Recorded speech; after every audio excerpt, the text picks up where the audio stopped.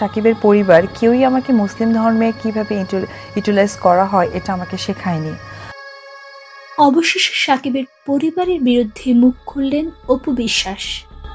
আমি প্রথম 1-1.5 বছর কিছুই বুঝতাম না, নামাজ রোজা, বাট আমার শ্বশুর বাড়ি থেকে কেউ আমাকে হেল্প করে এটা শেখায়নি। জানালেন অনেক অজানা গল্প। অপু বললেন, সাকিবের পরিবার আমাকে একটুও পছন্দ করেন না। সাকিবের মা সব সময় আমার সাথে ঝগড়ায় লেগে থাকেন। আমি সারাদিন কাজ করলেও আমার কোনো সুনাম করেন না, আর বুবলিকে মাথায় তুলে রাখে। আমার এক কাজিন আছেন শেলি, উনি আমাকে সবকিছু শিখিয়েছেন।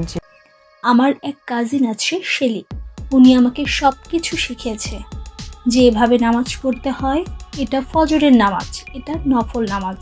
কিন্তু সাকিবের পরিবারের কেউ আমাকে শেখায়নি। কোনো কারণ তো ছিল, সেটাই তো বলতে আসছি। কারণ মানুষ লাইফে নিজেকে